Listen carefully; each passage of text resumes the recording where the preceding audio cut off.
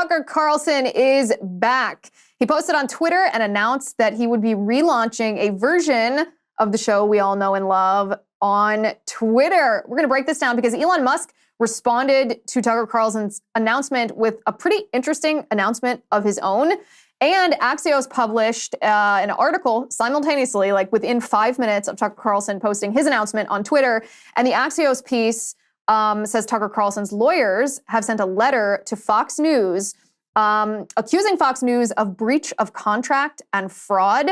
The whole thing, I mean, we heard earlier in the week that Tucker Carlson was about to go to war with Fox News. It looks like the battle has just begun. So we're going to break down exactly what this means. So Tucker Carlson posted on Twitter announcing that he's going to be back even sooner than many of us thought. I personally thought that it would be at least a couple of months before Tucker Carlson would announce what his next venture is. Because when you separate from a corporation like Fox News, especially when the separation isn't exactly friendly, when you've been fired and you retain a lawyer and there's obviously going to be a lawsuit and there's a contract that you want to get out of the exclusivity if you're Tucker, and Fox News doesn't want you out of the exclusivity because they want your viewership for the 2024 election.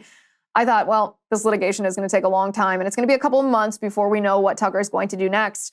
Well, apparently I was incorrect on this. Tucker Carlson posted on Twitter and announced where he is going to bring his show. Take a listen to this.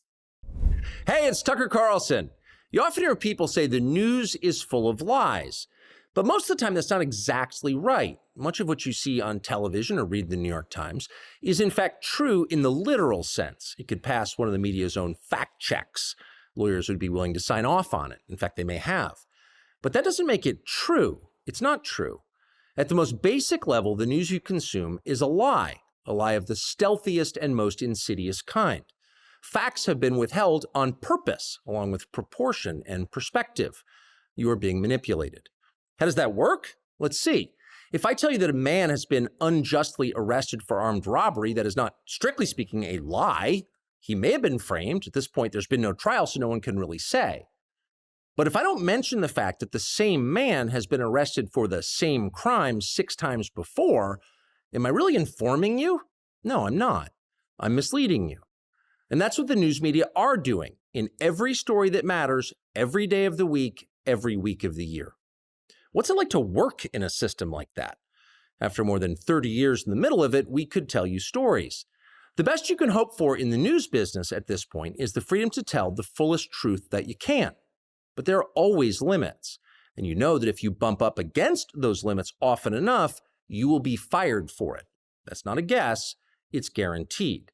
Every person who works in English language media understands that. The rule of what you can't say defines everything. It's filthy, really, and it's utterly corrupting. You can't have a free society if people aren't allowed to say what they think is true. Speech is the fundamental prerequisite for democracy. That's why it's enshrined in the first of our constitutional amendments. Amazingly, as of tonight, there aren't many platforms left that allow free speech. The last big one remaining in the world, the only one, is Twitter, where we are now.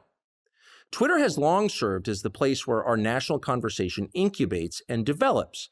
Twitter is not a partisan site. Everybody's allowed here, and we think that's a good thing. And yet, for the most part, the news that you see analyzed on Twitter comes from media organizations that are themselves thinly disguised propaganda outlets. You see it on cable news, you talk about it on Twitter. The result may feel like a debate, but actually the gatekeepers are still in charge. We think that's a bad system. We know exactly how it works, and we're sick of it. Starting soon, we'll be bringing a new version of the show we've been doing for the last 6.5 years to Twitter. We'll be bringing some other things too, which we'll tell you about. But for now, we're just grateful to be here. Free speech is the main right that you have. Without it, you have no others. See you soon. Okay, I have many, many thoughts on this. First of all, I'm just delighted that Tucker is not going to be silenced for many months. Not that I expected him to sit out for the 2024 election. I knew that he would get a lawyer. I figured he would get out of his exclusivity clause of his contract because there's no way he's sitting out for 2024. But I'm delighted that he's back.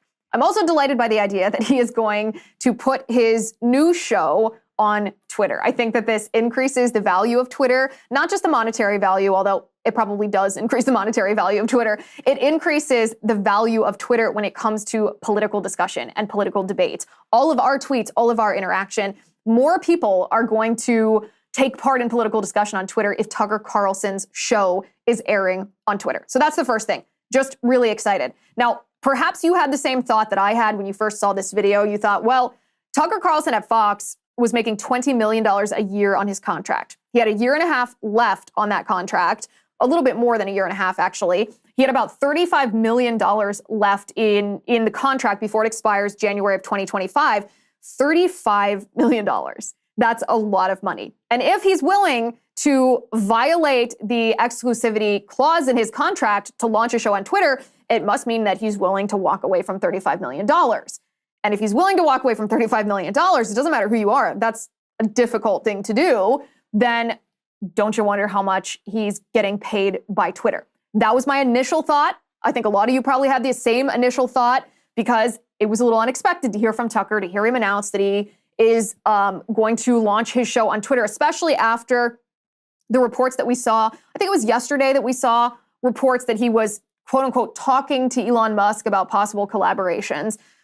A lot of times those, as we've talked about before, those anonymous sources are just people associated with the subject of the story who want to be anonymous because, you know, they don't want their names out there. So maybe it was Tucker Carlson, maybe it was a member of his team. Who knows who it was that put that out there. That being said, the bigger picture here is actually not about Twitter. It's not really about Tucker Carlson launching his own media empire. We know that's going to happen. It's just a matter of, you know, what venue he's going to choose to do it through and who he's going to partner with and when that's going to happen. But it's an obvious reality. It's going to happen. The bigger takeaway from this story is actually what Fox News or what Tucker is doing to Fox News. By releasing this video on Twitter, announcing that he is going to launch a new version of the show that everyone likes on Twitter in the near future, he is firing a warning shot at Fox News. He's saying, I dare you to come after me legally, because if you come after me legally, I will have discovery. And if I have discovery, I will find evidence that you violated my contract, and therefore you will have to pay me out of my contract, that $35 million, and I will be able to launch my new show. Axios, a report from Axios substantiates this. We're going to read just a little of that in a minute, but also a very interesting, I don't know what's inside Tucker Carlson's contract, obviously. I'm not his lawyer, I'm not his spouse. I don't know the details of his contract. I am very familiar with what standard industry contracts look like. I am very familiar with what typical Fox News contracts look like. And typically, there is an exception in the exclusivity clause of a contract for social media.